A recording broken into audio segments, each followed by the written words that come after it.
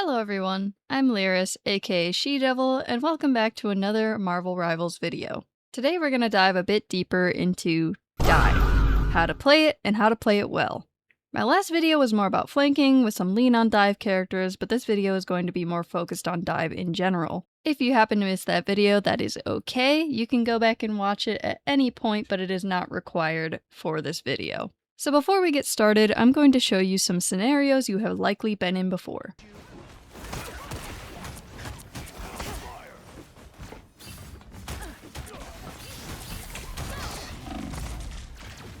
Bro, what the fuck? Where are the heals?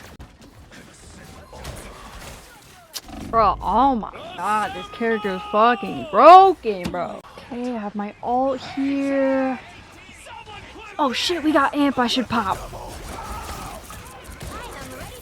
God damn it, they always have Luna ult for this. What the fuck, dude? Come on. And I'm gonna fucking die. Yep, there it is.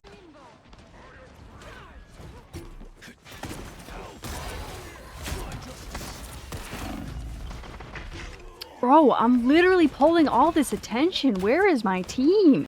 So, do any of these look familiar yet? If you have never been in any of these situations saying the exact same things, you're lying. Fortunately for you, I'm going to show you how you can stop this from happening to you. In Marvel Rivals, dive is the most fun, but also one of the most tedious playstyles. If you aren't already aware, there are three main playstyles or roles that you should get yourself acquainted with. And no, I'm not talking about tank, DPS, or strategist. The roles I'm referring to aren't specifically stated in the game, but they are important for you to learn. These three roles are dive, poke, and brawl. All of these roles play very differently from one another. At baseline, poke heroes are usually pretty squishy and stand at a distance, dealing high amounts of burst damage to keep the enemy at bay. Dive heroes are normally pretty squishy as well, but compensate by having a lot of mobility and burst damage, usually at mid to close range. Brawl heroes, on the other hand, have high HP numbers but compensate by dealing lower damage in close quarters. These three work in a triad where brawl counters dive,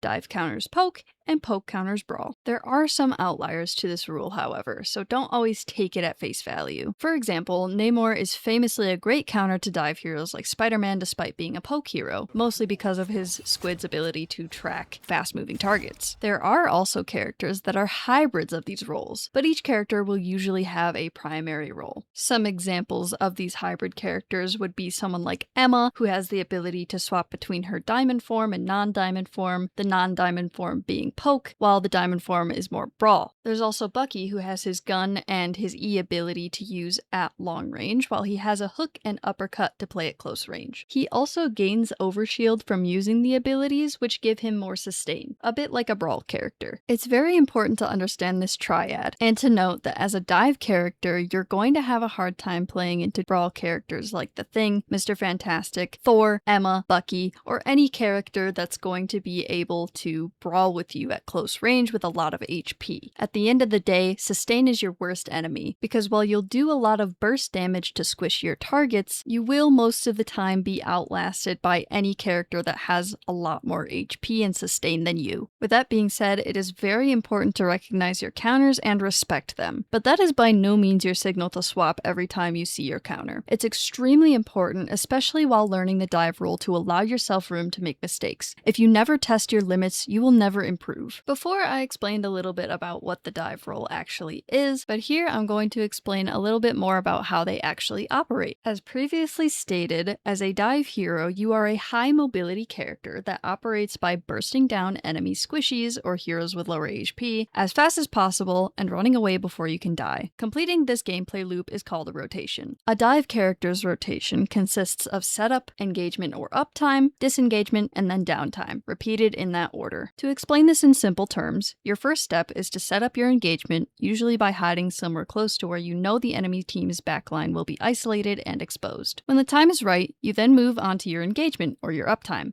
This is when you're trying your best to get a kill or cause a distraction. Once you are low on health and or out of cooldowns, your uptime is over. Now it's time to return to your healer's line of sight, or go find a health pack. Now you've entered your downtime, where you're waiting on cooldowns to come back as well as getting healed, or you're waiting on your regenerative shields to come back if you're playing a character that has them. After that, it's just rinse and repeat. Now, that all sounds very simple, but how exactly do you put it into practice? The previous tips may have been helpful if you've never touched the dive role before, but some of you are probably very familiar with the gameplay loop, but are struggling to get value from your engagements. I'll return to the scenarios that I mentioned earlier, which are common issues that a lot of dive players experience. I'll be breaking each scenario down to help you identify and correct them during your gameplay. Number 1. Why aren't my healers healing me? Let's get one thing out of the way very quickly. As I said before, you are a high mobility character. It is your job to manage the cooldowns of your movement abilities so that you can escape from danger and safely get a health pack or behind some cover to stand still so that your healers can heal you. If you try to force a kill, like I was doing in this clip,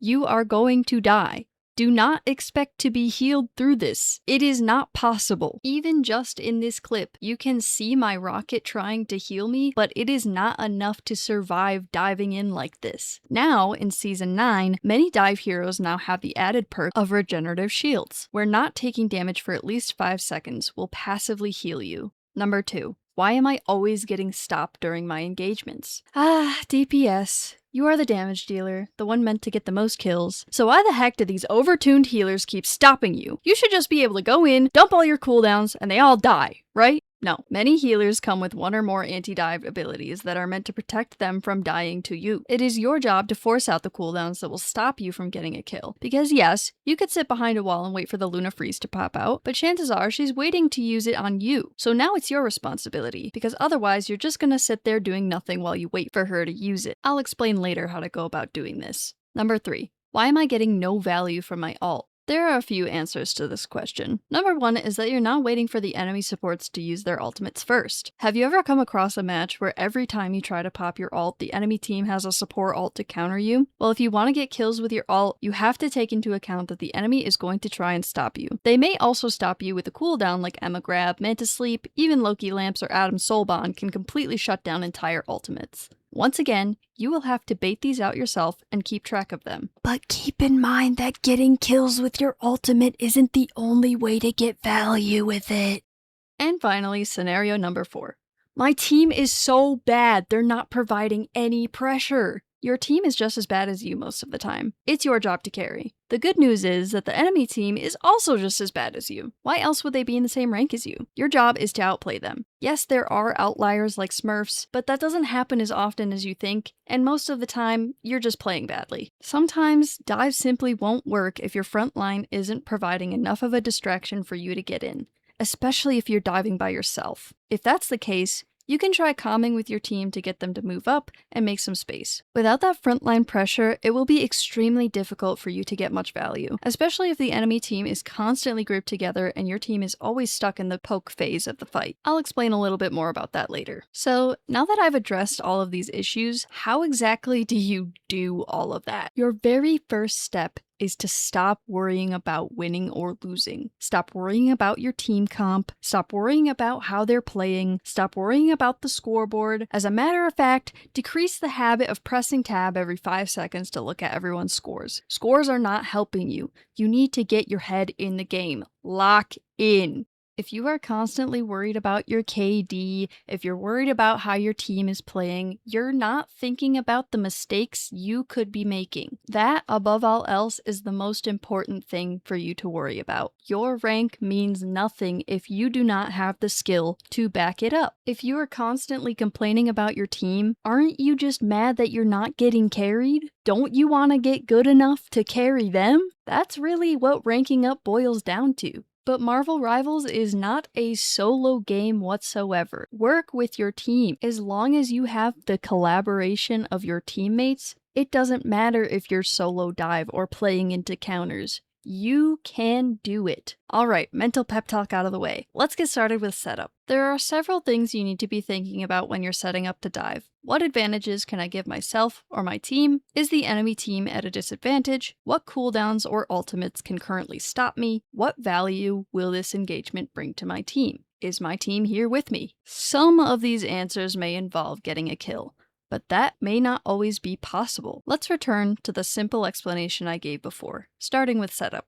When you're setting up, you want to already have an idea in your head about who you want to dive. This is where target priority comes into play. Target priority is knowing who you need to be aiming at or diving. For the dive role, your main priority is the enemy supports. But that is not a hard and fast rule. There will come certain situations where the supports are not your main target. If there's a Moon Knight on the enemy team that's been camping high ground for the past 2 minutes, completely uncontested, you should probably go and stop him from doing that. Don't rely on someone else to just do it while you snag their supports. I promise you're going to have a hard time killing the supports if the Moon Knight is repeatedly farming his ult and killing your team for free. I have come across so many players that think they need to follow a strict set of rules in order to play their character, and they cannot deviate from that rule whatsoever. If I'm a dive, I need to go for the backline. I need to kill their supports. By limiting yourself with these rules, you are placing so many unnecessary restrictions on yourself, and in the process, hindering your team. So while you generally want to be looking for supports to dive, your best targets are going to be the ones who are positioned the furthest away from everyone else. Whoever is the most isolated from the team is going to be the most vulnerable. But keep in mind that because you're diving them, you are isolated from your team as well. So you want to set up the engagement by giving yourself the advantage. One of the best advantages that you can give yourself in this game is the element of surprise. It is the core of dive heroes, and it's extremely important for you to learn how to position in order to give yourself the best advantage you can. You want to find a spot nearby where you can safely peek the corner without being seen. Try to do this before the enemy approaches because your footsteps are much louder than their own. Either that or do so while they're fully distracted. That way their only choice is to deal with you or help their team. In that situation, the element of surprise doesn't matter as much as taking them from an angle where it's harder for them to react to you. Try not to use the same hiding spot multiple times because the enemy team is more than likely going to start predicting where you're coming from and punish you for it. Secondly, you will have a much easier time if you can come at the enemy from behind or above rather than the side or front. I don't think I need to explain why walking past the frontline tanks and into the backline is a bad idea. But even if you come from an off angle and still jump in front of the supports, you have now put yourself directly in the middle of their team, leaving you completely vulnerable for them to turn around and destroy you. If you attack from the side, it's slightly better, but still easier to react to. Now, from behind, the enemy is forced to turn completely around and address you, including enemy tanks and DPS, meaning they'll have to turn their backs on your team to deal with you. And if you only manage to get the attention of 2 supports, that means they're not healing their team. On the flip side, if you come from above, you are much more difficult to hit, meaning you can safely engage without taking too much unnecessary damage. Players also don't very often check above them while playing since the majority of the action is happening in front of them. But what happens if you follow all of these positioning tips correctly and you're still getting diffed immediately? The answer probably has to do with your timing. I mentioned something before about the poke phase of the fight. Yes, there are phases of a team fight. Knowing how to identify these phases and when you should be engaging with them as a dive hero is going to help your engagement timing significantly.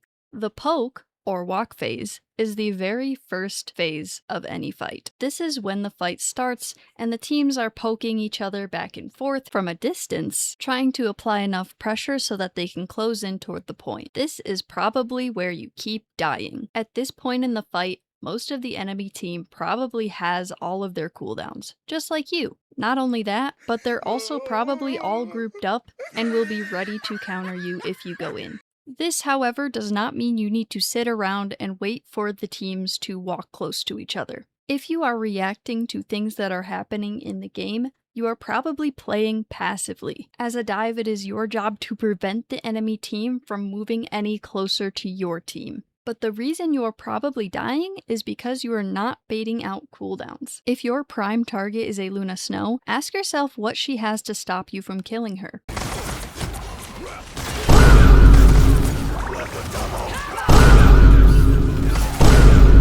There are 2 primary cooldowns. as well as some of her new team-ups being added with Season 9. Her Snowball is her primary anti-dive tool. After previous buffs, this Snowball comes out so fast, making it very difficult to predict and react to. She also has her Shift ability, which is her burst heal that gives her some self-healing. As if that weren't bad enough, consider that she may also have a White Fox with her. More than likely, the White Fox will do a 180 and teleport, giving her a shield, and they'll probably try to fight you back or start healing one another infinitely. Ladies and gentlemen, this is why we soft engage. The soft engage is usually the first engagement you should be making at the start of every team fight. If you go in immediately with the intention to get a kill, you are banking on luck to not get hit by whatever ability will stop you from doing so, and you will not like those odds. If you follow the positioning tips from earlier and engage from above or behind, you significantly reduce the chance that you'll actually be hit by any of these abilities, which is a good start. But let's say your opponent is a Cloak and Dagger. She has an escape ability and a sustain ability. Cloak and Dagger's sustainability is her bubble, while the escape ability is her fade. As I said at the start of this video, sustain is your worst nightmare as a dive character. These aren't direct counters to your engagement, like a damage or CC ability would be, but they're designed to outlast you. You can wail on a dagger while she's in her bubble all you want, but if neither of the teams have closed in on one another yet, she's going to be able to sustain herself long enough for her team to turn around and kill you. I think some people forget that the enemy team can ping as well, so if you're staying too long to try and force the kill through that sustainability, you're just gonna get pinged and killed. This is why the soft engagement is important. Instead, go in with the intent to deal some damage,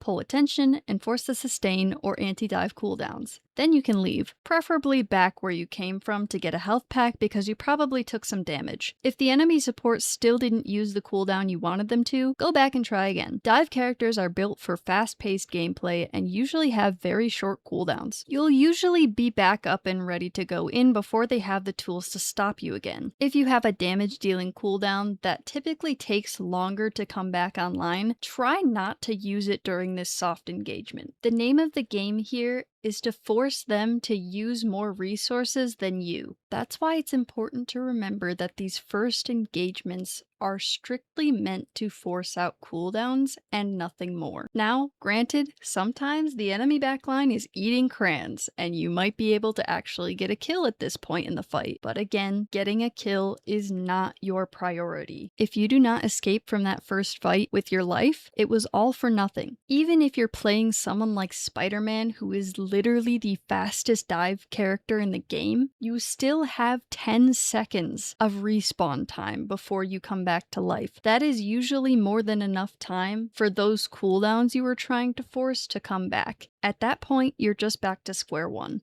Now then, in a situation where your soft engagement was successful, and you were able to get away without dying, it's time for the hard engagement. This is the time for you to sweep in on the unsuspecting target and go for the kill. If you followed all the previous steps, there should be nothing stopping you from, oh, and the Emma turned around, and you're grabbed. Yikes. Welcome to CC Rivals, everyone. You can follow all of these steps to a T, but none of it matters without the proper timing. This kind of situation can happen at any point. Soft engagement, hard engagement, whenever you're attempting to escape, etc. Because it's not only the support cooldowns you need to watch out for. It's Emma's Diamond Form, Bucky's Hook, Magneto's Shield, Hulk's Exile, Hela's Stun, Penny Nest, Black Widow's Kick.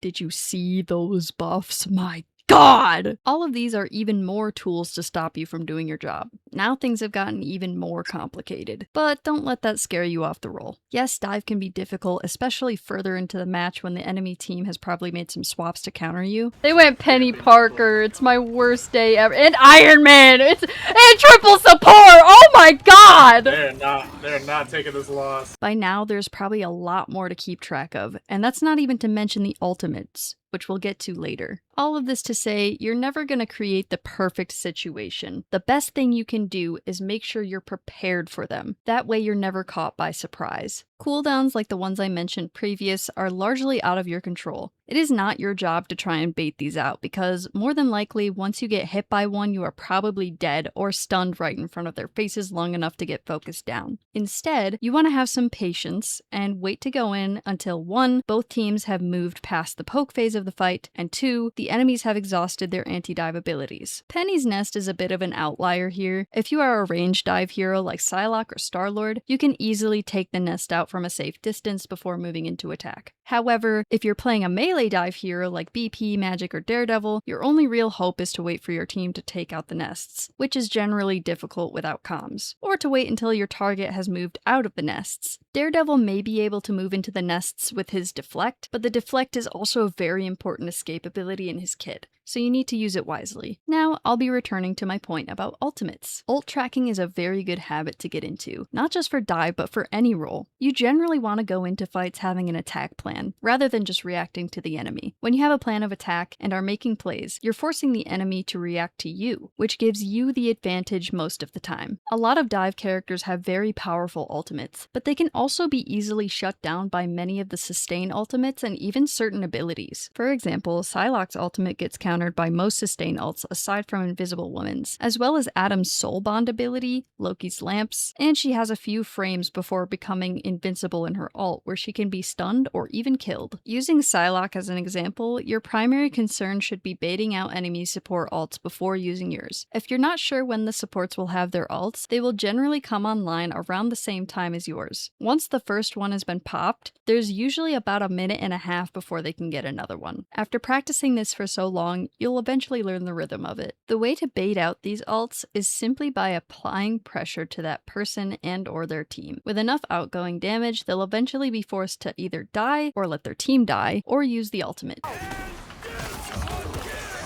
Okay, force 2 ults, let's fucking go.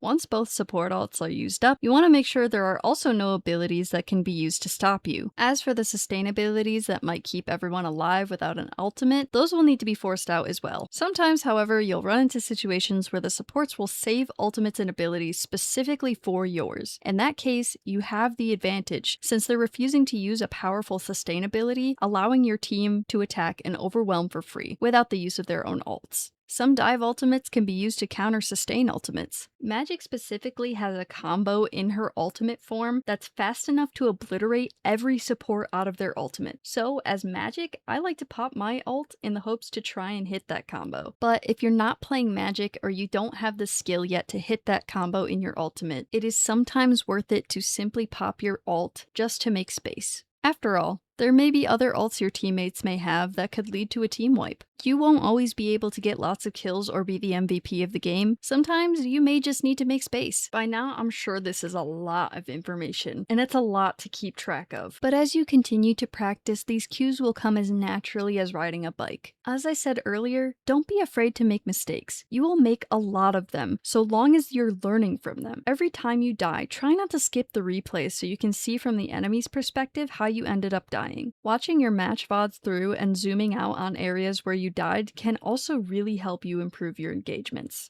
It's also very important to expand upon your map knowledge so that you're aware of good setup spots and the locations of health packs so that you're never stuck in a pinch.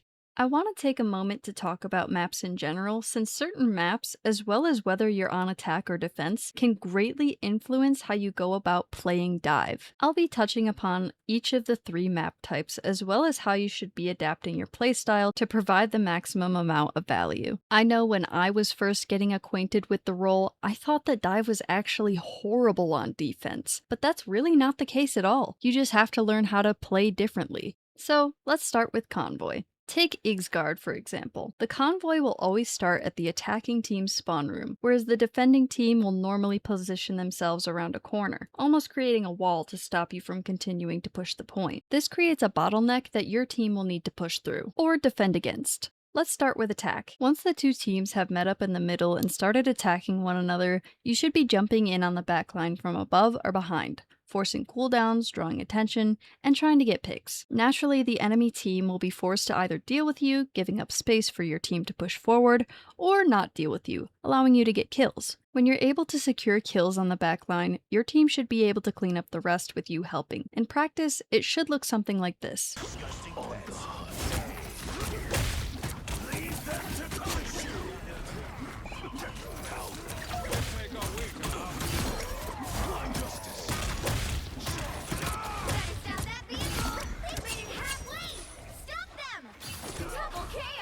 Now let's talk about defense on Convoy, as that will go a bit differently than attack. In this situation, your team is the one trying to create a wall of defense so that the enemy can't get past. So what do you, as an aggressive dive character, do here? As I stated before, there is usually a corner the defending team will hold in the choke. Each Convoy map will have certain spots past which you do not want the enemy to cross. As a dive character, the name of the game here is purely distraction. Kills are secondary. Because the enemy spawn is usually very close by, it is extremely risky to overcommit and try to get kills on defense. Because if you die, you have a much longer time to get back than the other team. So, when you go in to dive the backline, your goal is to waste as much time and resources as possible without expending your life. If the supports turn toward one another and start healing, let them. Keep on wailing on them until someone notices you run out of cooldowns, or they die. As long as the supports are healing one another,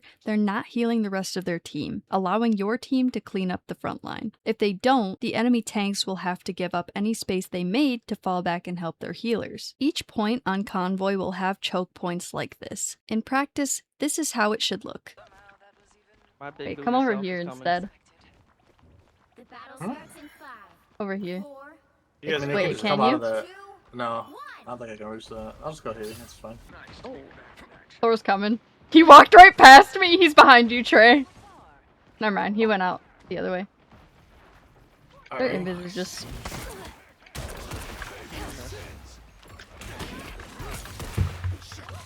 He's one. No way. Nah. I gotta go get a health pack. Fuck. I'm gonna go for invis. Get over. Sure. I'm just gonna go for... Invis is dead. like the last one. Musky husky. It must be husky. I'm gonna go to invis. She's in. isolated again. Where'd she go? She's right there. Sit there. There we go. Going back to this Their widow spot. could have The pushed me invis is sitting easily. up there on the top right here. I don't know if you can get there though. Again. I got shoved. She's one. Got her! Oh! I got solo ulted! As you play, find the dive spots that work best for your character and playstyle. You might even find some spots you never thought to look for. Before moving on, I would like to add as a disclaimer here that as a dive character, you do not always have to be flanking. Sometimes it's perfectly acceptable to brawl with the front line, or just poke from a distance if you're playing a poke dive character. Next, we'll cover Convergence. This game mode is pretty similar to Convoy, with the only difference being that the beginning is a lot like tower defense, and there are only 2 checkpoints, unlike Convoy which has 3. Convergence is, in my opinion, the more difficult of the 2 to play dive while on attack. Many times, the way to the point makes it difficult for the attacking team to get past the initial poke phase / choke point. To dive when attacking on Convergence, you will, for the most part, entirely forget about your team. Usually the easiest way back to them is through the line of fire, and you will die. The most fun part about playing dive on attack for Convergence is that you now get to live in their backline. As long as you play smart, your goal is to mainly go for soft engages to pick off enemy resources one by one. You do not move in for kills until your team is moving up to the Convergence point, or if you're given a safe opportunity to do so. Until then, you will be utilizing the areas around and behind the Convergence point to retreat to when you're out of cooldowns or need a health pack. Here, you will focus on making your engagements as quick as possible, because it will only take mere seconds for the enemy team to turn around and focus you. After repeating this for some time, eventually your team should be able to capitalize and move forward, allowing you to secure the point. From then onward, you'll continue attacking the same as you did on the Convoy maps. In practice, this is what it should look like. I fucking...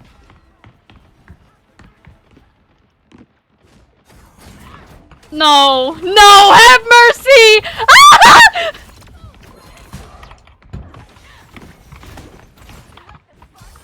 Get that bitch.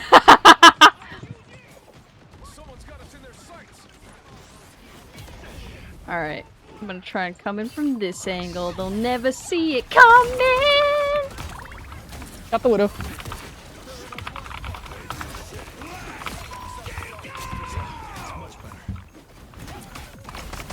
Oh, fuck. There we go. 3! Now for defense. Defense will go relatively the same as defense on Convoy. As the enemy team moves in to start their attack, your job is to dive in and pull them back. On Convergence, the attack and defense spawn rooms are usually at an equal distance from the point, with attack being slightly closer. That said, it's still very important for you to play your life safely. I like to pick 1 or 2 spots to rotate in and out of, waiting for the enemy team to push past a certain point before going in to start my shenanigans. In these situations, I play a lot of cover to avoid being picked off too early, and like to dance around corners to pull attention. In practice, this is how it should look.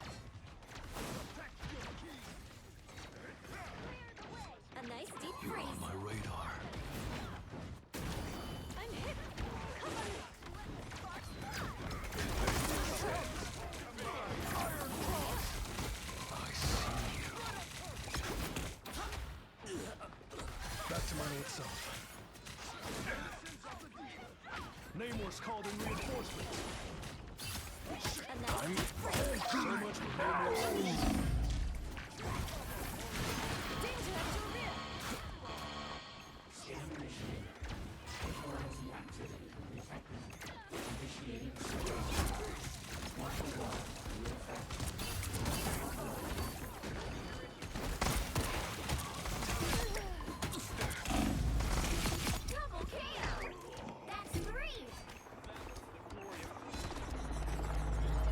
Last but not least, we have Domination. Domination has no specific attack or defending team, it's simply both teams at a free-for-all until one captures the point and tries to hold it. That said, Domination plays a lot like the first part of Convergence, using the attack and defense playstyles once one of the teams has captured the point, but before that is the free-for-all phase. The most important thing I've learned for Domination as someone who plays tank is that the team that steps onto the point first is usually the team that's going to win it. Both teams will enter from opposite sides and try to fight for the point. The team with the most ballsy tanks will push forward onto the point and take it for themselves, most times without either team needing to get a kill. So where does dive factor in here? During this free-for-all phase, it is extremely important for you to be involved in the fight no matter what. Since both teams usually enter line of sight at the same time, you don't get much time to set up, which means your setup needs to happen actively. Don't walk out with your team. Instead, you should already be going down the flank route, getting ready to join the fight when both teams meet in the middle. Once again, you always want to be trying to come into the fight from above or behind the enemy. The more pressure you put on the backline, the more they'll be forced to give up the point to deal with you. Because of the high stakes of this first fight, it will be much harder to go for soft engagements. You may not be afforded the time to wait around on cooldowns to be expended safely. This first fight is all about pushing and pushing hard. If you know you can secure a pick on even one healer, even if it costs you your life, the trade is worth it. Even if it's not a healer, maybe it's just somebody out of position. The numbers advantage will give your team the ability to push forward onto point. This is how the first engagement on Domination should look.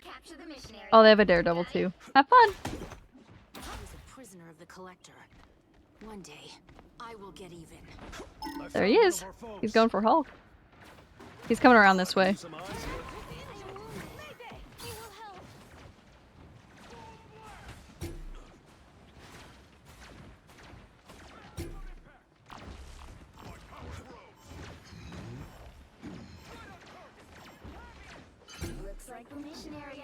Whoopsies. Wrong clip. Oh, Luna, is that you? Yeah! Get that invis. Whoa. Finish her off. She went invisible. I can see her. I got Bucky.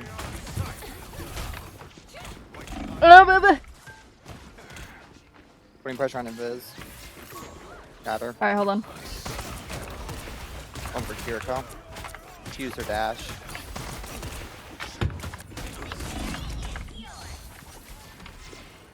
Much better. Assuming that you were successful, congratulations. You took the point. Now, in this instance, we move to defense convergence tactics. Since your team is defending the point, your goal is to rotate between your team and the enemy's backline, repeatedly wasting time and resources while you fill the progress bar. This is how that will look. Yeah, I've been watching Hammer's They have a gameplay, and they've been, like, people down from full health. Look at... Oh my god, I was gonna laugh so hard if he fell off. I'm the one really in danger of a Spider-Man for sure. Got him! Hell yeah. That was hot. Did I do that? That was clip. Not great. Oh. Oh shit. Oh, whole team dead. Gotta go.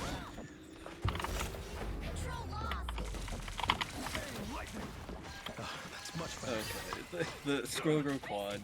Now, if your team failed to take the point, or if you end up losing it, you will swap to using attack convergence tactics. Like Convergence, it will be more difficult to dive while the enemy team is defending. In this case, you will utilize soft engages more often to stall them out until your team is provided an opportunity to move in on the point and take control. This is how that looks in practice. A little. Sorry, Reno got the shit. Oh my god. Hello, here I am! Yeah. Yeah, let the devil out. Oh, fuck. Yeah, you can get him. Hell yeah. What is with that Jeff? Are they always alive? What the fuck? They just go invisible.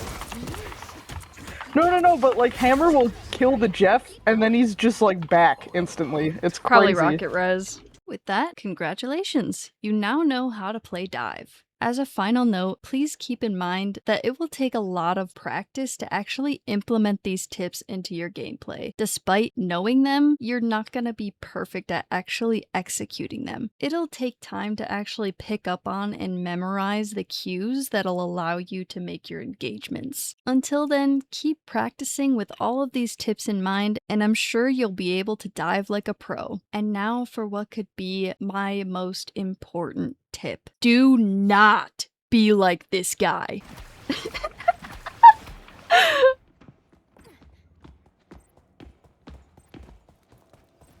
Knew I saw trouble.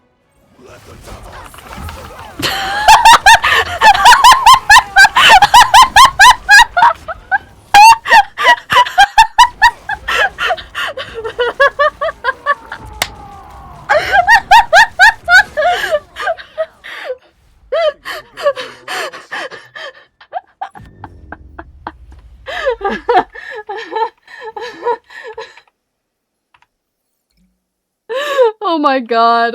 And with that, you guys have reached the end of the video. I wanted to thank you all so much for watching. If you guys enjoyed this content, please be sure to give me a like or comment based on any of the tips that I've given. If you think that I could have improved anything, please let me know. And I will see you in the next one.